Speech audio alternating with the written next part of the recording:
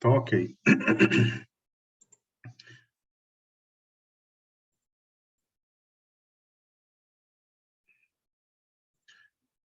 Pessoal, olha só. Na aula de ontem, a gente estava falando das tutelas de urgência, das tutelas provisórias. Aí eu estava falando da tutela antecipada. Aí agora eu vou falar da tutela de urgência, seja ela cautelar ou antecipada, mas que ocorre de forma antecedente, tá certo? Então, olha só. Ontem eu fui tratando aqui, já tem bastante coisa, tá? Aí hoje eu vou remeter isso aqui para os senhores.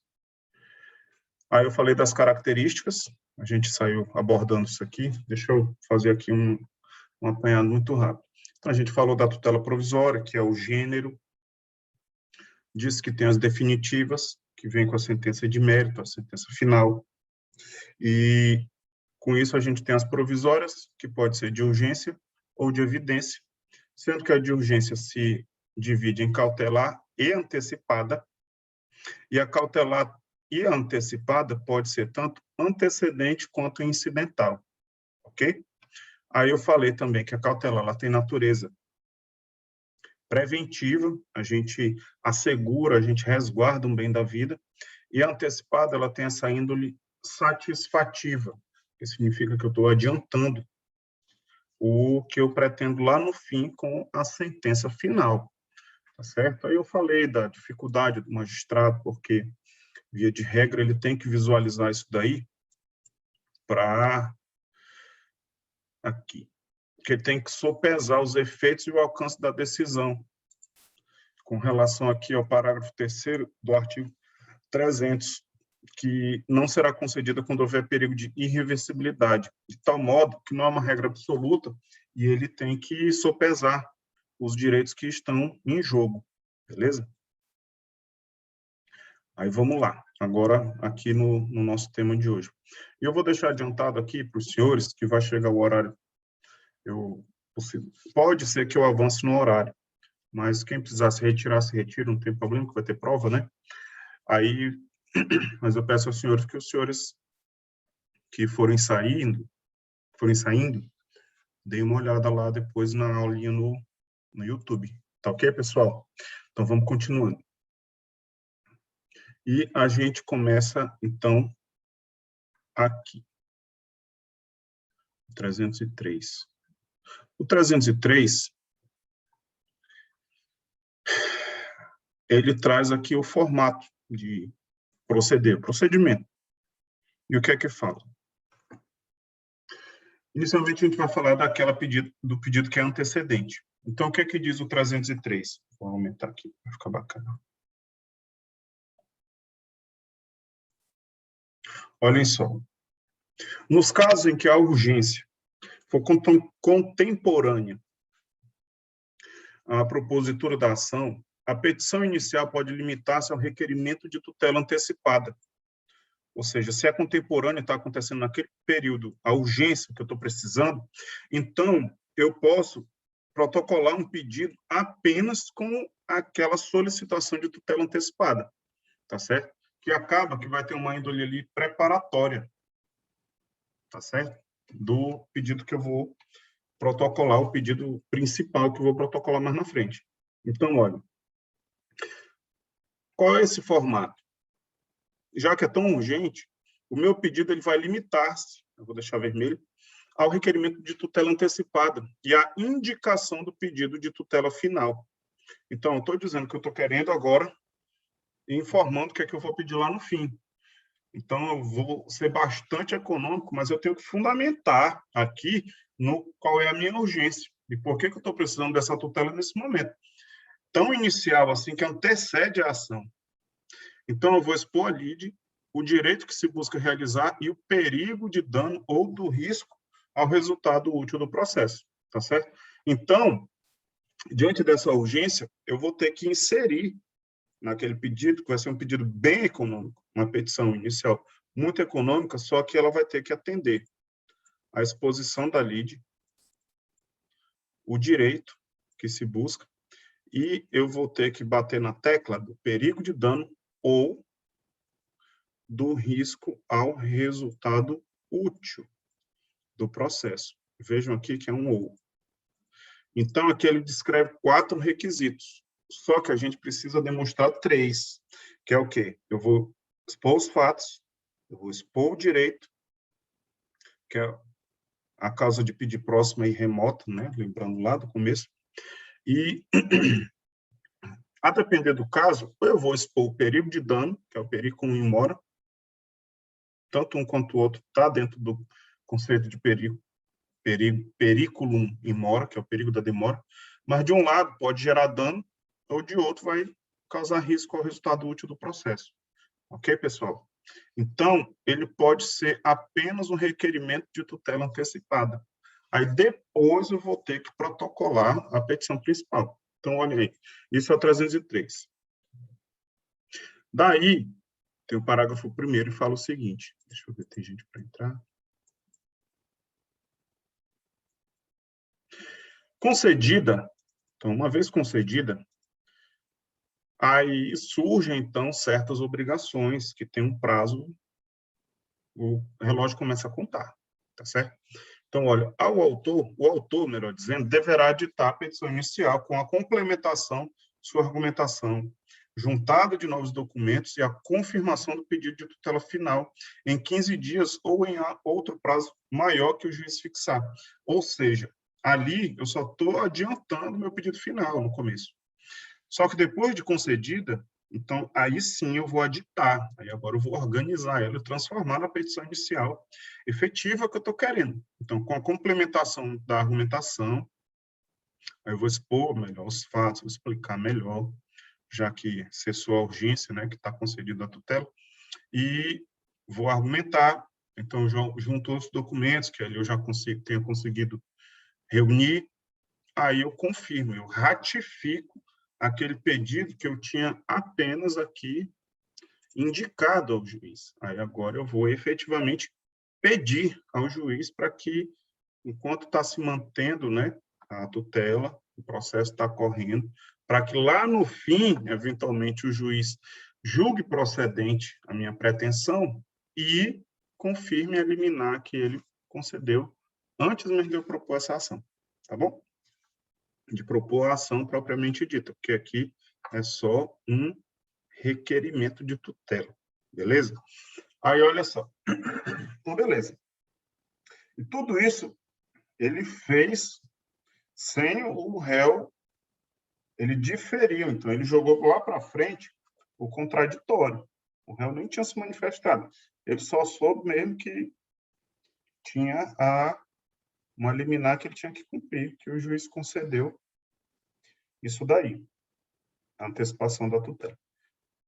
Aí, no inciso 2º, a gente diz que o réu será citado e intimado para audiência de conciliação ou de mediação na forma do 334, que eu remeto os senhores para ele.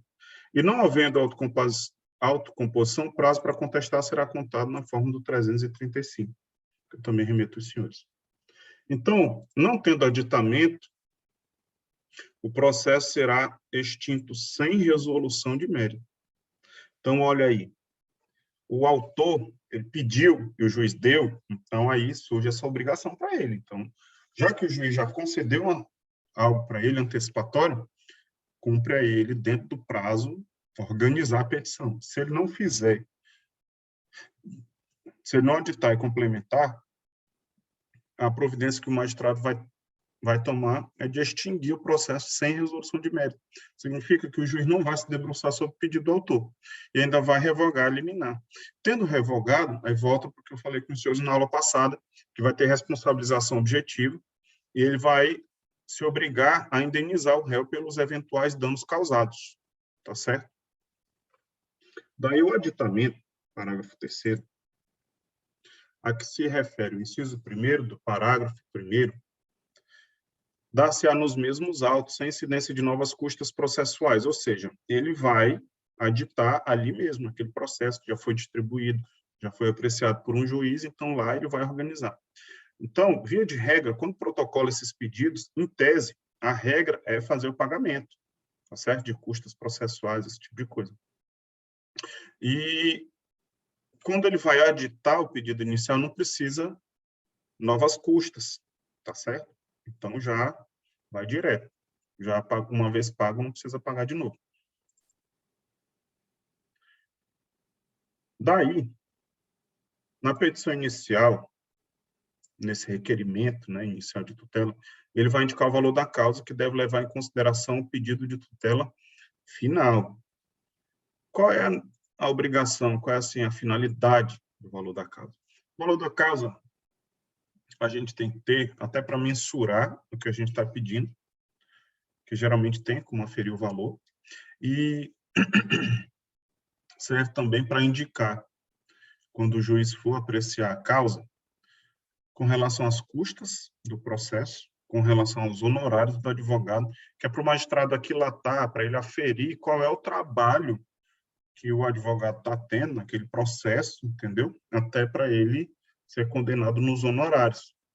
Porque, afinal, os honorários, existem os honorários que são contratuais, havido entre o advogado e o seu cliente, e existem os honorários sucumbenciais, sendo que esses honorários sucumbenciais é aquele em que o juiz condena, aí, em tese, né, condena o réu, que aí paga para o autor, só que aí não vai para o autor, é direcionado para o advogado.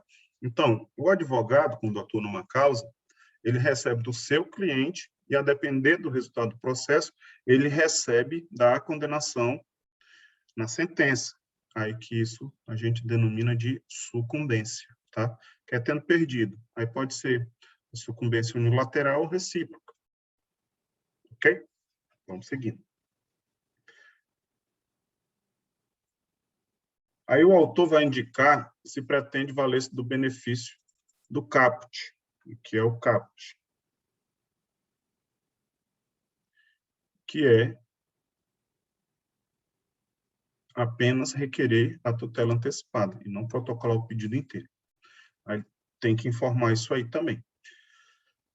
Agora, caso entenda, isso está relacionado ao magistrado, caso entenda que não há elementos para concessão de tutela antecipada, o órgão jurisdicional determinará a emenda da inicial em até 5 dias, sob pena de ser indeferida e de processo ser extinto sem resolução de mérito.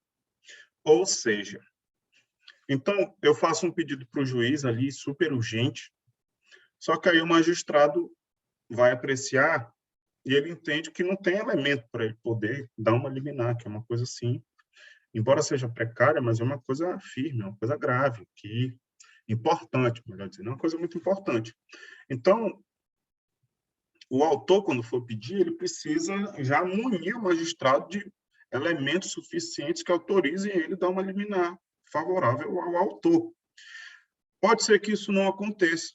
Então, se o juiz vê que está insuficiente a documentação, e para ele não indeferir, então ele vai pedir que ele complemente. E complementar se chama emendar. E vai pedir a emenda no prazo de até 5 dias. Então, se o advogado ele não emenda, ou se ele emenda de forma deficiente, que o juiz considere ainda que é insuficiente, que não traga, né, esses elementos, então vai acabar que o magistrado vai indeferir o pedido e podendo até extinguir sem resolução de mérito, ok? Mas quando extingue sem resolução de mérito, e essa sentença, os senhores vão ver quando chegar na próxima disciplina, significa que ele só não se debruçou sobre o mérito, mas que ainda assim, se ele conserta, se ele emenda tudo que está precisando, ele pode entrar novamente com a ação, e uma vez entrando com a ação e estando regularizada, o juiz vai poder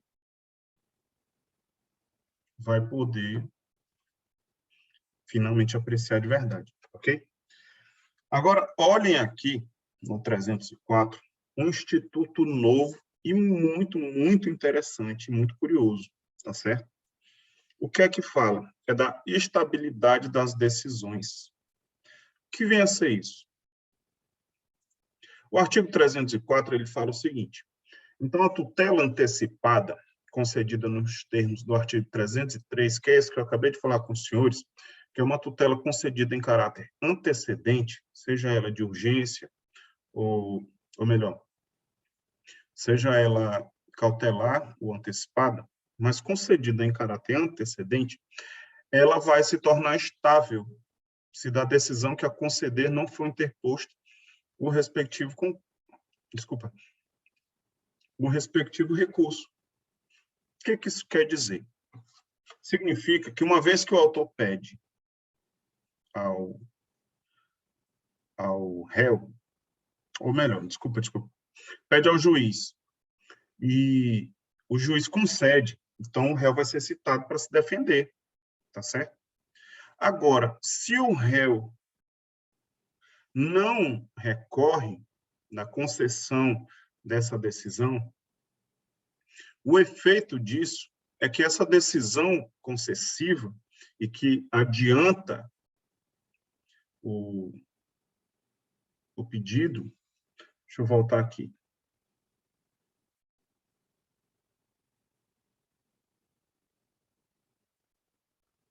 Está relacionado, só para corrigir, está relacionado o 303 a um pedido de tutela antecipada, ok? Em caráter antecedente. Eu vou até... No artigo 303, a tutela antecipada em caráter antecedente, que vai diferenciar, o antecedente diferencia do incidental, que é um pedido que eu faço no curso do processo. Então, olha, se eu peço a antecipação dos efeitos da tutela de forma antecedente e o réu citado para oferecer defesa ou para recorrer dessa decisão, se ele não recorrer, o efeito dessa decisão vai se tornar estável, tá certo? E essa estabilidade não é, mas se assemelha muito à coisa julgada, porque a partir daí ele não pode, essa decisão não pode mais ser modificada. Então é todo um contexto. Eu solicito ao magistrado, o magistrado concede e dentro do prazo eu proponho a petição inicial e em seguida o réu é citado. O réu sendo citado, se ele não se defender, ou melhor, se ele não recorrer, aí torna, então, essa decisão estável.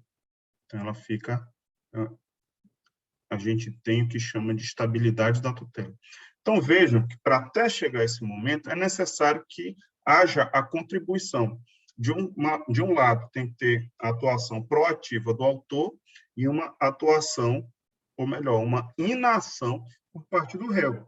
Então, o autor pede, o juiz concede, ele adita, o réu citado não recorre. Então, diante desse panorama que eu estou trazendo aqui para os senhores, vai acabar que vai se tornar estável. Ou seja, significa que a estabilidade da tutela vai se traduzir, e está aqui escrito, na conformação da parte com a decisão proferida. Ok? Então, uma vez acontecendo esse panorama, o processo vai ser extinto. Só que, nesse caso, vai ser extinto com fundamento no 304. Por quê? Uma vez concedida e diante da ausência de manifestação do réu, o magistrado extingue e considera que está estável a decisão. Ele não vai revogar a decisão, porque sinaliza, então, que ele decidiu em favor do autor. Afinal, se o réu não se manifesta e não faz nada, significa que ele aceita o que foi deduzido contra ele, pelo autor, e aceita também arcar com os efeitos da decisão proferida pelo magistrado em face do próprio réu. Tá certo? Então, essa estabilidade, volto a dizer, ele vai se assemelhar demais com a coisa julgada, embora não seja coisa julgada. Ok? Aí o parágrafo 2º. Qualquer das partes poderá demandar a outra com o intuito de rever, reformar ou invalidar a tutela antecipada estabilizada, nos termos do caput. O que isso quer dizer? Então, olha, ele não se manifestou e tal, perdeu. O juiz manteve e arquivou, então ficou para lá. Só que ele, ficando insatisfeito, ele vai ter que entrar com uma nova ação, um réu, com uma nova ação, aí sim, já que não recorreu, né? Aí agora ele que lute. Então, a forma dele lutar, demandar com o intuito de rever, reformar ou invalidar a tutela antecipada estabilizada. Tem que entrar com uma nova ação. Isso o réu. O réu vai virar autor nessa ação aqui. Ok? Parágrafo 3º fala o seguinte: a tutela antecipada conservará seus efeitos enquanto não revista, reformada ou invalidada por decisão de mérito proferida na ação que trata o parágrafo 2º. Ou seja, uma vez concedida lá no requerimento de tutela antecipada, está vigente, está valendo a decisão. O réu não contestou, não recorreu, o juiz extinguiu o processo e a decisão continua. O réu entrou com uma ação para invalidar, aí sim, se for invalidado, aí ela cai. Agora, se não invalidou, se não houve elemento, novo fundamento, processo, ou foi improcedente, ou foi extinto sem resolução de mérito, esse segundo processo, a decisão segue valendo para sempre. Ok? É isso que está dizendo aqui o parágrafo 3º. Conserva. Essa é a regra. Uma vez concedida, ela vai se conservar, mesmo com o processo extinto, em face da estabilidade da tutela. Parágrafo 4º. Qualquer das partes poderá, não é obrigação, requerer o desarquivamento dos autos em que foi concedida a medida para instruir a petição inicial da ação a que se refere o parágrafo 2º, prevento o juízo em que a tutela antecipada foi concedida. Ok? Então, se vai entrar com a ação para invalidar, ele pode pedir o desarquivamento para instruir com todos os documentos, todas as informações que tiver nesse primeiro processo. Só que esse direito de tentar invalidar ele não dura para sempre, tá certo? Então, existe um prazo, isso daí. E fala, o direito de rever, reformar ou invalidar a tutela antecipada extingue-se após 2 anos, contados da ciência da decisão que extinguiu o processo nos termos do parágrafo 1º. Ou seja, daquele momento em que eu não me manifestei, o juiz extinguiu o processo porque estabilizou a tutela. A partir dali, eu vou ter, da ciência daquela sentença, eu tenho 2 anos para entrar com a eventual pedido de invalidação dessa decisão. Se eu não fizer nada, passados 2 anos, aí ela estabilizou de vez. Não posso mais fazer nada, tá certo? Aí, olha só, que é o que eu disse aqui, que não é coisa julgada, e a lei especifica dizendo que não é coisa julgada, falando aqui no parágrafo 6º. Então, olhem aí. A decisão que concede a tutela não, eu coloquei bem de vermelho e negrito, fará coisa julgada. Mas a estabilidade dos efeitos só será afastada por decisão que a revir, reformar ou invalidar, proferida em ação ajuizada por uma das partes, nos moldes do parágrafo 2º. Vocês estão vendo? Ah, professor, não é coisa julgada, não. Não é. Mas é tudo igual a coisa julgada. Só muda o nome. Tá certo?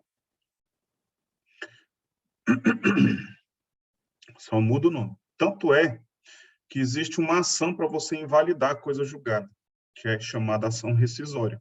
E no processo civil também é um prazo de 2 anos. Tá certo? Muito embora não seja ação rescisória, ainda assim é uma ação própria, tá bom? De rito comum, rito ordinário, e só não tem essa nomenclatura. Ou seja, a decisão estabilizada não é coisa julgada, a ação para invalidar não é ação rescisória. mas os efeitos são muito semelhantes, tá certo? Tanto que eu coloquei aqui, ó, não é, deixa de vermelho também, ação rescisória. Então, olha aqui. Aí eu tenho um exemplo. Aí o Joãozinho, ele fez uma compra lá na Gazin. Isso é um exemplo, a Gazin não tem nada a ver com a história, tá? Aí ele comprou e tal, ele atrasou um boleto, aí pá, foi pro Serasa. Só que aí ele foi e pagou o boleto e a Gazin não tirou. Aí ficou lá no Serasa, tá certo? E só que aí ele precisou abrir um crédito em outro lugar e ele estava com essa situação, entendeu? Ele precisava comprar um carro. Estava precisando de um carro com urgência ali e a venda, para ele ultimar a venda, só tinha essa restrição do nome, ele queria logo o carro, porque ele ia precisar do carro, ele ia trabalhar de motorista, precisava do carro dele. Então era uma coisa urgente. Então ele entrou com a ação em face do Serasa ou da Gazin, entrou em face da Gazin, para retirar o nome dele, tá certo? Do Serasa. E ele pediu essa tutela antecipada. Então, vejam, ali ele anuncia que no fim ele quer ver o nome dele retirado e ele só quer isso mesmo. Ele não nem entrar com ação de indenização de danos morais, ele vai entrar. Era só isso. Então, ele pede uma tutela antecipada em face da Gazin. O juiz determina a retirada e tem que ser cumprida. Então, vejam. Aí, com isso, ele adita a ação dele. A petição inicial 15 dias depois. Então, já resolveu a vida dele, porque o nome dele já saiu do Serasa. Quando é citado o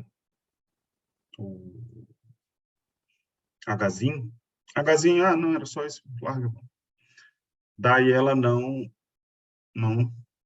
oferece defesa e ela também não oferece recurso contra essa decisão. Então, acaba que estabiliza, tá certo? Estabiliza a coisa julgada, ou melhor, desculpa, estabiliza a tutela antecipada. Estando estabilizada, não tem mais o que ser feito, já que o que ia pedir lá no final já foi dado desde o começo, o juiz vai extinguir. Ele não vai dizer o que está certo e o que está errado, ele não vai se debruçar sobre o mérito. Ele vai apenas extinguir o processo porque o que ele concedeu não foi discutido e já está efetivado, certo? Esse é o fundamento. Agora, se a Gazin visualiza que ele foi inserido lá no Serasa, mas essa conta ele juntou um comprovante falso para o juiz, porque de fato ele continuava devendo, e só depois que foram visualizar, então eles têm 2 anos para ir lá e tentar invalidar essa decisão concedida pelo juiz, e tem que entrar com uma nova ação, certo? Então, aí eu estou trazendo esse exemplo que é para conseguir ter uma visualização melhor. Agora, então eu conversei com os senhores a respeito da tutela de urgência antecipada. Agora eu vou conversar com os senhores da tutela de urgência cautelar, esta que tem índole preventiva. A tutela antecipada, ela estava prevista no 303, não é isso? Aqui, deixa eu deixar aqui. Já a cautelar, ela está no 301. E o que é que diz?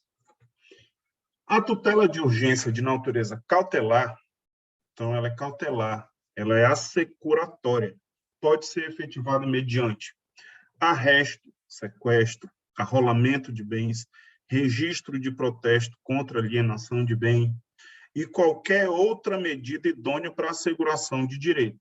Ou seja, aqui, só um instante, pessoal.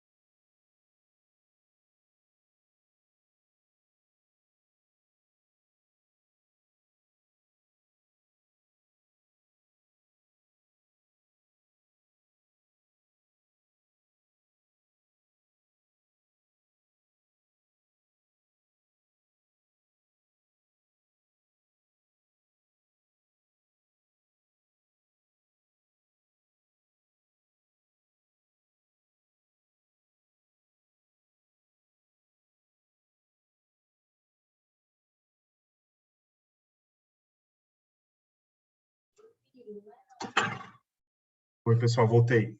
Meu filho estava na bola, ele voltou animado aqui. Mas tá, desculpe. Então, tá bom. Daí, aqui a gente tem as medidas cautelares nominadas, então, que estão explicitadas. Só que aí existe uma cláusula de abertura, que é essa qualquer outra medida idônea. Então, no momento que a gente fala, a lei, né? A lei fala que tem qualquer outra medida idônea, significa que, além do que a lei descreve, existe essa cláusula de abertura, e essa cláusula de abertura é o que a gente chama de medidas cautelares inominadas. Então, qualquer outra coisa que seja um meio idôneo para assegurar direitos ou bens, vai ser válido, tá certo?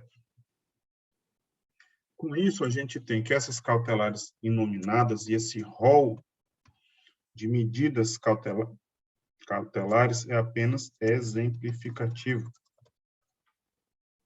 Beleza? Vou deixar isso aqui de azul.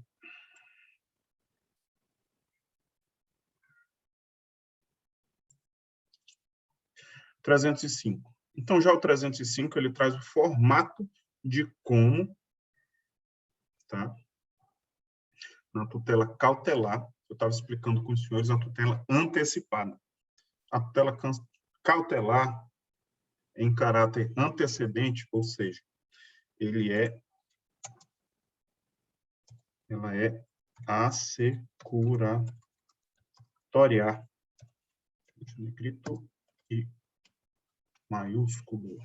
Indicará a lide, tá certo? Que é os fatos também. Fundamento, a exposição do direito. E olha aqui o termo que usa. Exposição sumária do direito, que se objetiva assegurar, e o perigo de dano, ou risco ao resultado útil do processo.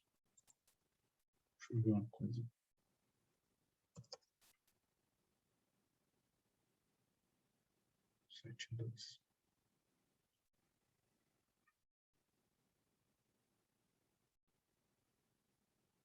E quando a gente fala em probabilidade,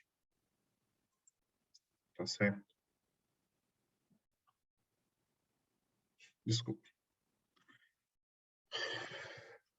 Aqui, já que eu estou falando de lide, fundamento e exposição do meu direito, nesse momento, eu vou ter que trazer a fundamentação, que é o que chama de fumus boniuris. Eu conversei com os senhores ontem. E o perigo na demora. Então, os termos em latim é fumus boniuris e periculum in mora. Eu falei isso com os senhores ontem. Vou voltar aqui no artigo, que é esse artigo bem aqui. O artigo 300, que é a regra geral. Deixa eu ver se alguém está falando.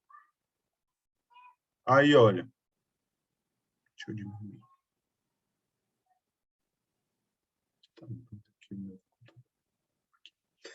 O 300 fala o seguinte: será concedida quando houver elemento que evidencia a probabilidade do direito, que é a regra geral, e o perigo de dano ou risco ao resultado útil.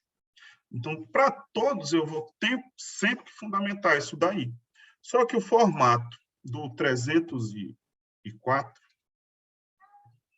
é o seguinte. 304, desculpa, pessoal. Do 305, além do perigo na demora, fumaça do bom direito, eu vou trazer a exposição e, ainda assim, o perigo de dano ou o risco ao resultado útil do processo.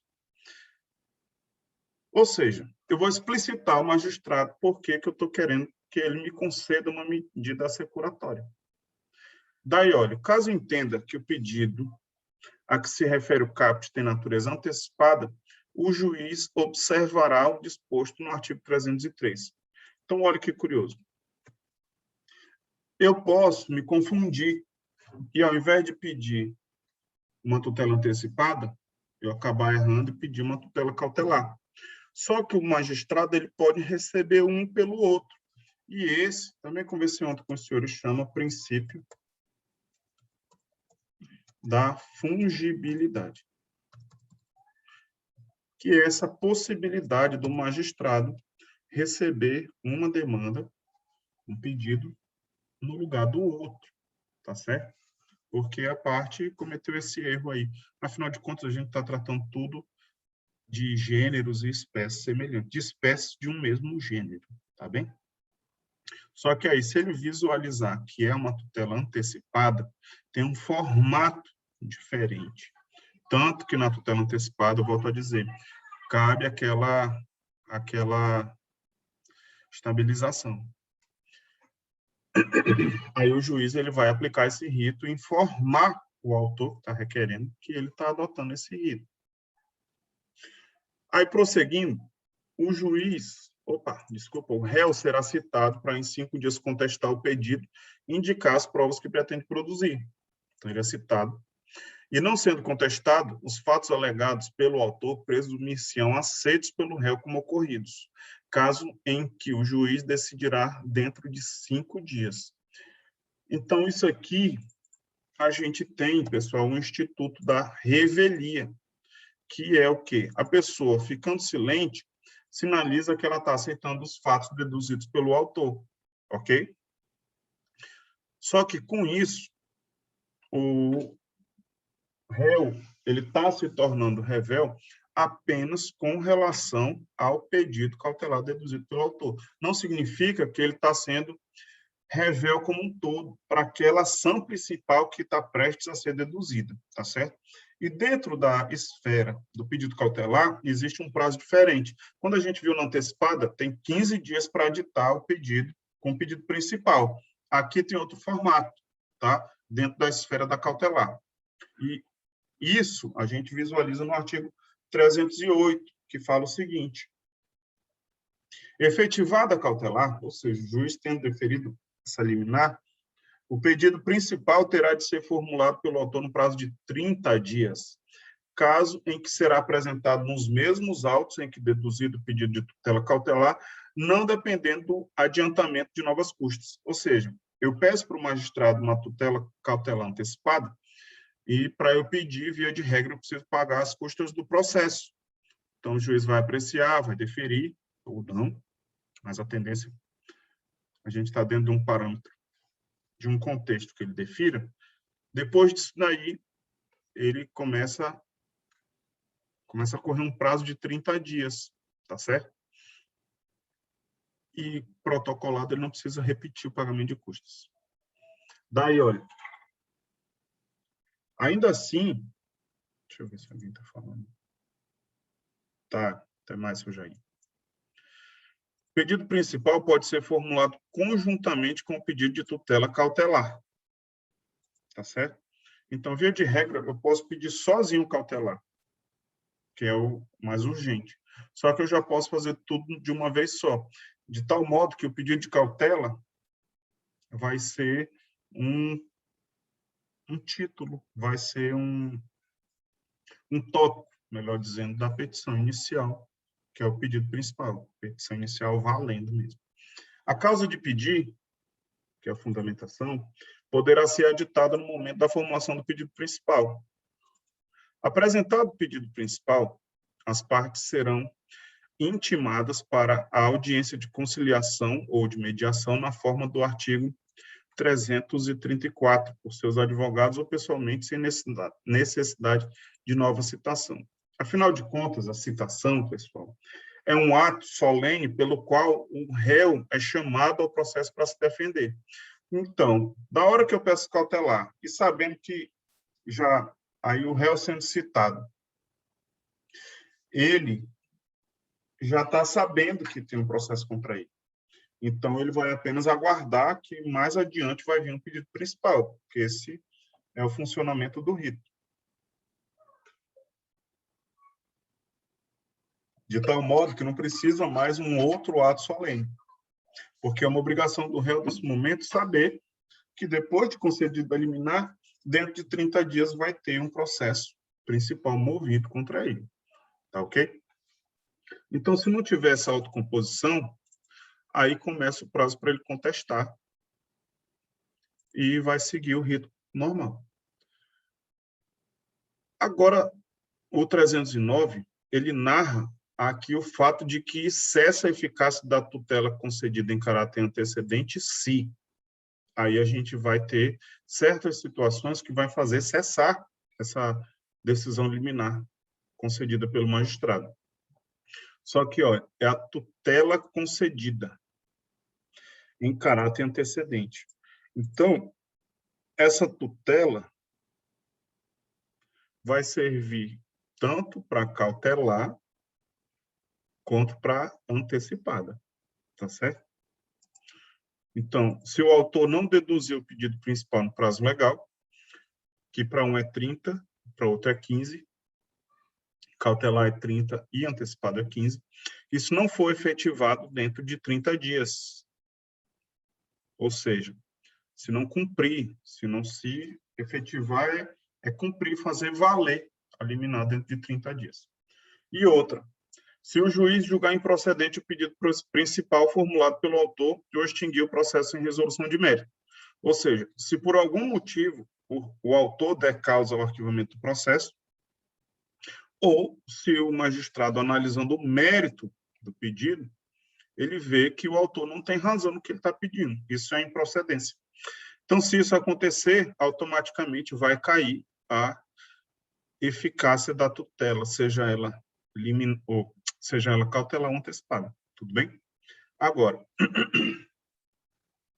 se por qualquer motivo cessar a eficácia da tutela cautelar, é vedado, vou deixar maiúsculo e negrito, ainda vou deixar vermelho, renovar o pedido salvo sob novo fundamento. Tá certo? Agora, pedidos independentes, o que vem a ser isso? É o 310. E o indeferimento da tutela cautelar não obsta que a parte formule o pedido principal, nem influi no julgamento desse, salvo se o motivo do indeferimento for de reconhecimento de decadência ou de prescrição. Isto é, que se... Aí aqui a gente está falando de indeferimento. Se o magistrado ele indefere a tutela cautelar, a garantia daquele direito, ainda assim, diante do indeferimento, eu posso propor a ação principal, dentro dos 30 dias ou qualquer prazo, né? Porque não está valendo, não está contando prazo de 30 dias, afinal, foi indeferida. E nem influi no julgamento do pedido principal, salvo se o motivo do indeferimento for decadência ou prescrição. Ou seja, não decaiu, não prescreveu, nada impede que, embora o magistrado indefira a cautelar, lá na frente ele deferiu o pedido em prol do autor. Lá, o pedido principal. Na sentença, ele conceder ao autor tudo que ele estava querendo, desde o pedido cautelar.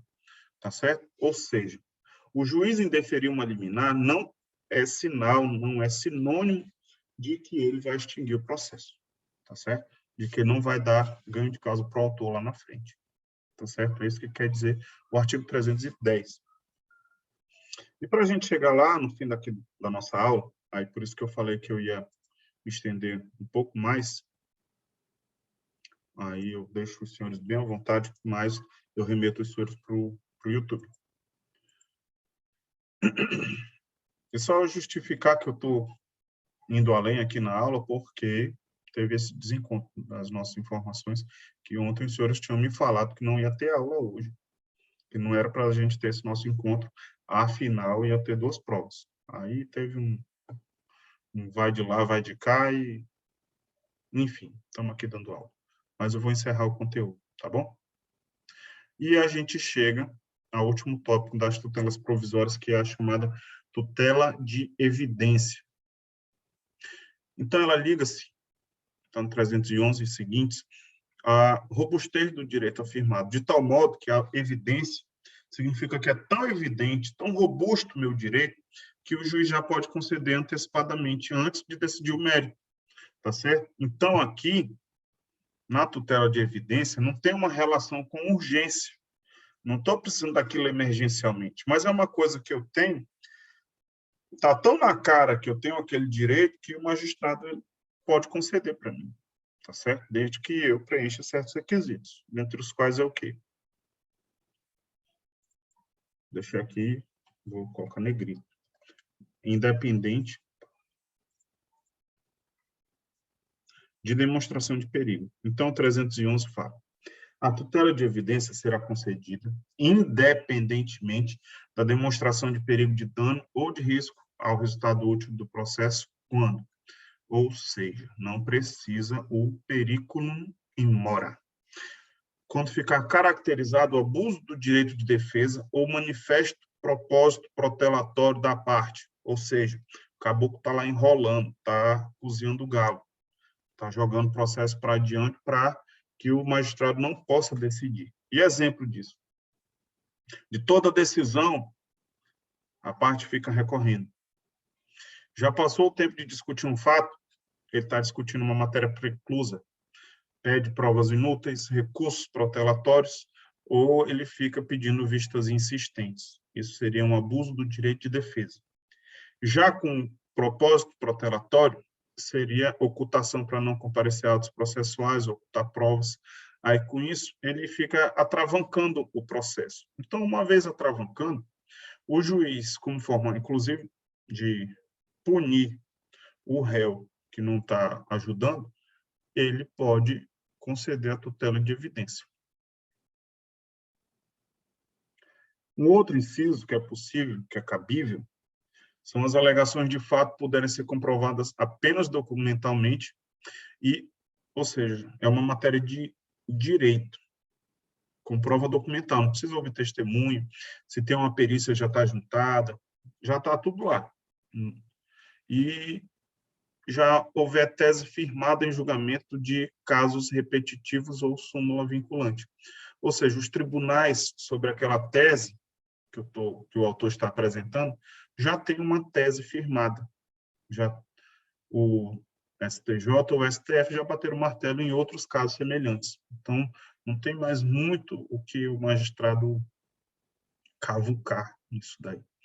E isso daí é o chamado sistema de precedentes dos tribunais, tá certo? Então, já havendo precedentes dos tribunais superiores, o magistrado ele vai ter uma segurança maior para ele conceder, tá, essa tutela de evidência. E já está terminando, tá? Para quem estiver aí acompanhando.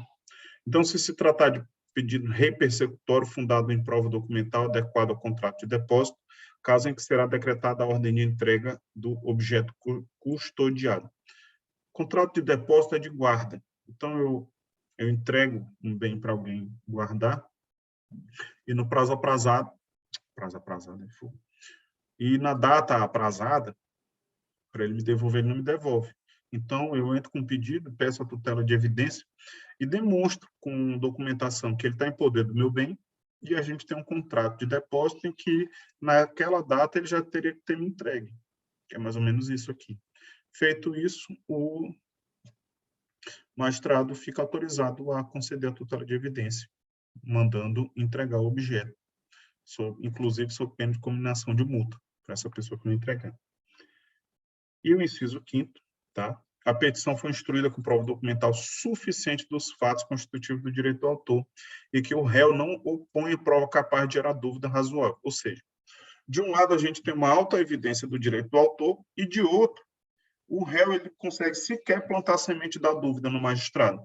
Ou seja, a defesa dele acaba sendo, então, inconsistente, tá certo? Então, olha, e no caso do inciso 2º e 3º, o juiz ele pode, inclusive, decidir liminarmente. Eu vou deixar aqui de azul. E aqui azul. Ou seja, liminarmente, vou deixar azul também tudo, para remeter ali. Liminarmente significa que ele vai decidir sem sequer ouvir o réu. Ele já taca a liminar e o réu só vai saber quando ele receber a decisão mandando cumprir. Tá bom? E aqui a gente encerra a nossa aula.